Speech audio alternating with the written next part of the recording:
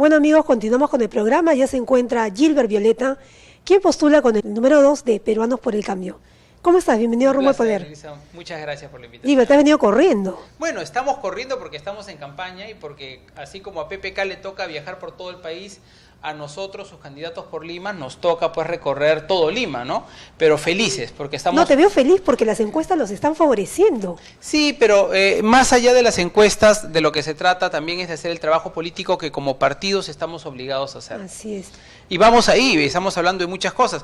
Yo estoy, por ejemplo, Yulisa me mencionaba hace unos minutos el tema de la seguridad, por ejemplo.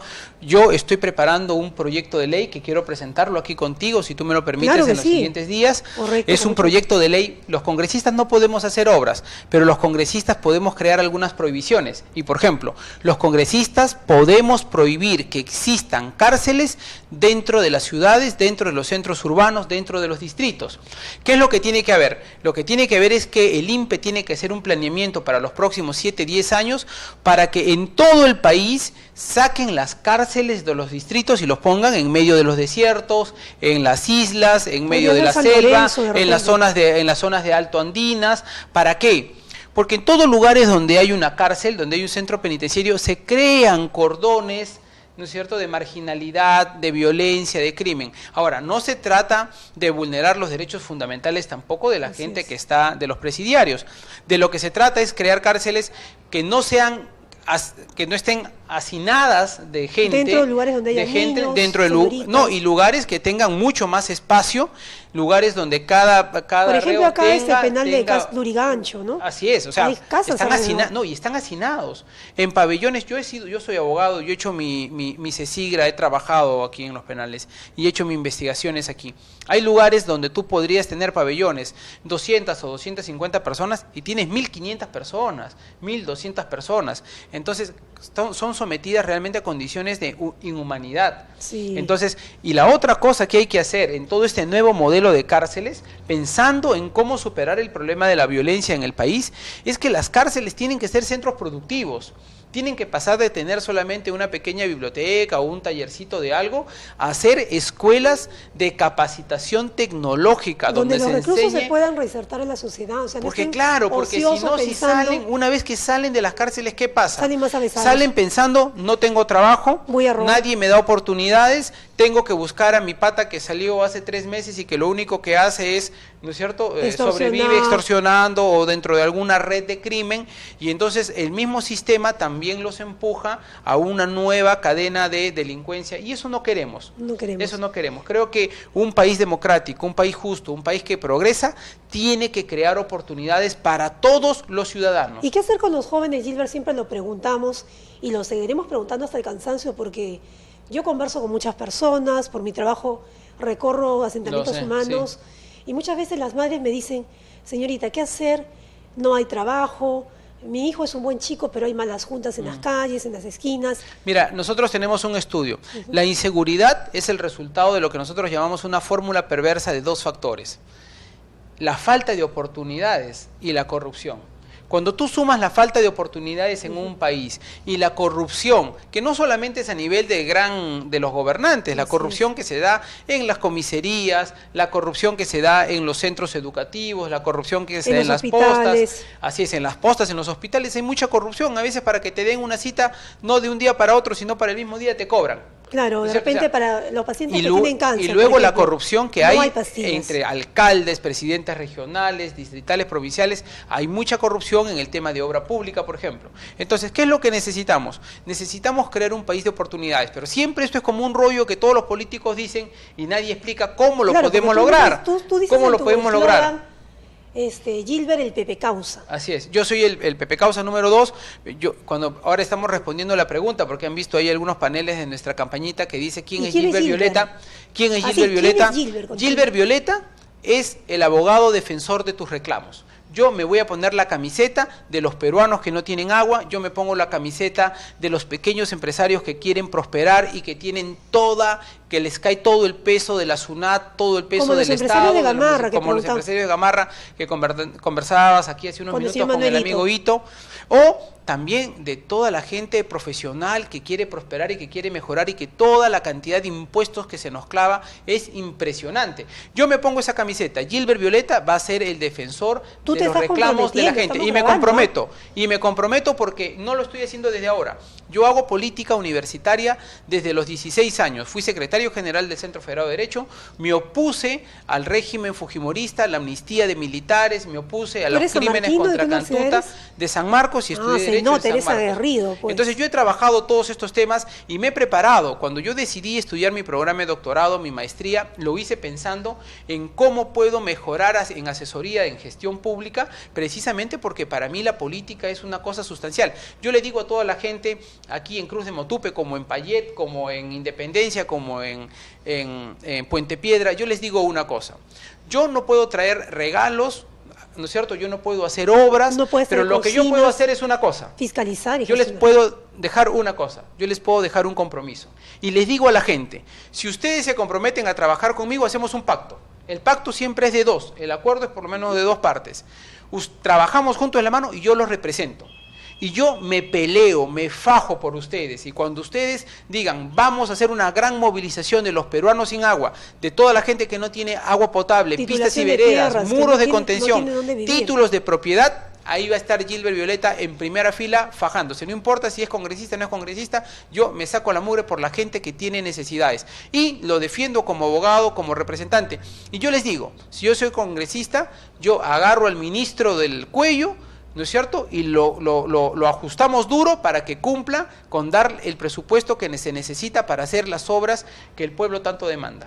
Otra cosa que estamos hablando de obras, Gilbert, se inició el día de ayer las clases escolares y muchas criaturas están estudiando en situaciones precarias. Y no puede ser justo que una criatura de 3, 4, 5 años que está yendo al nido tenga que estudiar en esteras con todo el sol. Sin baños. Sin baños. Colegios que están con techos de calamina. Y yo me pregunto, con unos banquitos. ¿Qué han hecho los ministros? Es bien sencillo. Nosotros tenemos un plan. Hay 25.000 centros educativos, entre chiquitos y grandes. 25.000 centros educativos en todo el país. Necesitamos 15.000 millones de dólares para mejorar todos los colegios a nivel nacional. Es decisión política, Yulisa, amigos, es decisión política. Lo que necesitamos es tener un gobernante que tenga la valentía, que tenga el coraje y que sepa cómo hacerlo. Entonces, el señor García, ¿qué cosa hizo con su plan de mejoramiento de colegios emblemáticos? Un colegio aquí, otro colegio allá. ¿Pero no crees que ahí se invirtió mucho dinero en colegios emblemáticos? ¿Y qué pasa con los demás? Exacto, 25.000 centros educativos. Entonces, claro, para la foto, para los políticos, se ve bonito porque ponemos un colegio. Antes era así, ahora es así. Pero claro, mientras tanto, los 24.999 colegios restantes siguen viviendo en la más absoluta precariedad.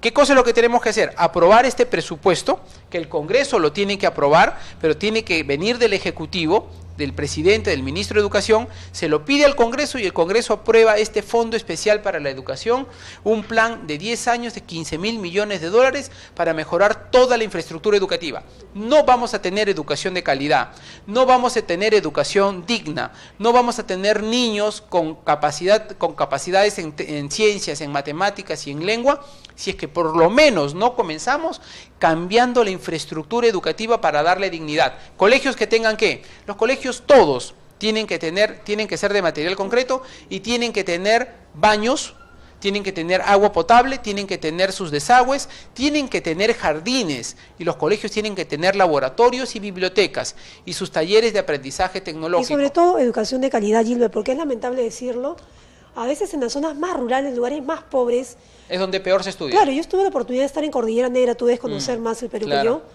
y es una pena cuando llegas a esas criaturas, están sin zapatitos en pleno invierno, con su ropita rasgada. Bueno, ahí está Huari, Chaca, San Marcos. Sí, es terrible.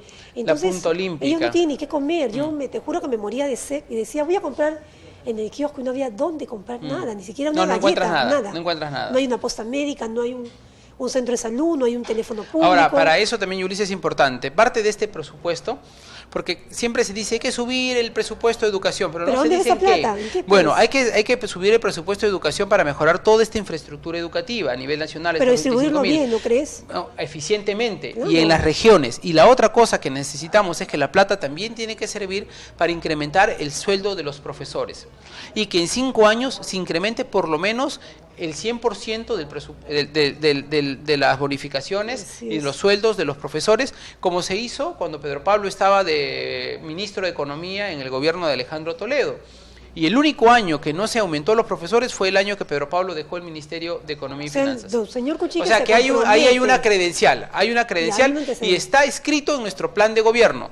No me estoy inventando nada, no es un compromiso tirado al aire, está escrito en el plan de gobierno de PPK, así es que hay que exigir lo que se cumpla. Gilbert, me dice que vamos a una breve pausa comercial y vamos a retornar en Rumbo al Poder y vamos a hablar sobre el tema de la nutrición. Regresamos. Bueno, continuamos con el programa. Gilbert, ¿qué hacer con el tema de la desnutrición infantil? Sí, mira, hay que tener un plan muy agresivo. Y eso es bueno decirlo porque este gobierno, si hay una de las cosas que hay que saber reconocer, es que hubo implementado una buena cantidad de programas sociales. Como Caliwarma. Como Caliwarma, bueno, y otros programas sociales como Beca 18, por ejemplo, que ha sido muy bueno, o Pensión 65. Ningún candidato se está refiriendo de manera importante sobre estos programas. Y creo que lo primero que hay que hacer es reafirmar la necesidad de mantener y mejorar estos programas, llevándolos a un segundo nivel. Y en la medida de lo posible, crear programas productivos sociales, para que no siempre sea solamente la dádiva, sino también crear trabajo asociado a los programas sociales. Entonces, aquí tiene que ver una cosa clara: ningún país prospera si no apuesta en su infancia, si no apuesta en la educación. Claro, un niño que tiene desnutrición crónica infantil, anemia, nunca va a ser un buen estudiante. Jamás. Y nunca va a ser un buen ciudadano, nunca va a ser un buen contribuyente, nunca va a ser un buen trabajador. Entonces necesitamos que toda nuestra juventud, que todos nuestros niños piensen en cómo los hacemos exitosos en el futuro, y hay que invertir por eso en calidad alimentaria también. Otra de tus propuestas personales, como Gilbert Violeta, de llegar al Congreso, ¿qué iniciativa vas a promover? Bueno, yo estoy trabajando muy fuerte la idea, la defensa de la disminución de impuestos. Ya, eso es interesante. ¿Por qué? ¿Por qué hay que disminuir impuestos? Porque en este país, San Juan del Urigancho es la mejor muestra de esto, es el país de los emprendedores, es el país de la gente que quiere salir adelante. Gente que ha egresado a la universidad y gente que no ha egresado a la universidad, pero todos quieren poner un emprendimiento, un negocio, ser empresarios, quieren salir adelante. ¿Y qué ocurre? Cuando tú comienzas a crecer, lo primero que te cae es la SUNAT y te dice, muy bien, usted tiene 8% de impuesto a la renta. Creces un poquito más y te suben al 14, 12, 14, 20, 23% y 30%. Terminas pagando más de la tercera parte de todo lo que tú ingresas, de cada 100 soles, hasta 35, 37 soles terminan yéndose para el Estado. O sea, esto es peor que en la colonia, porque en la colonia solamente se pagaba un diezmo. Ahora en el Perú de hoy, hasta el 35% de nuestros impuestos se pagan al Estado. ¿Y para qué? Para que vaya la corrupción. ¿En cuánto? Nosotros proponemos que el impuesto a la renta vaya para todos los casos, pequeños emprendedores y profesionales, a 2.5% de facturación. Por favor, que hoy llega hasta el 30%, 2.5%. Vas a promover ese Así es. Y entonces hay economistas y hay alguna gente de prensa que dice, ¡qué horror! ¿Cómo es posible que se ocurra que PPK lo plantee? Porque está en nuestro plan de gobierno y lo hemos trabajado muy intensamente. O sea, ustedes saben cómo hacerlo. Sabemos cómo hacerlo. Y la gente dice, qué horror, porque va a haber menos disminución, va a haber menos recaudación y en consecuencia el Estado va a tener menos plata para hacer las obras. Falso.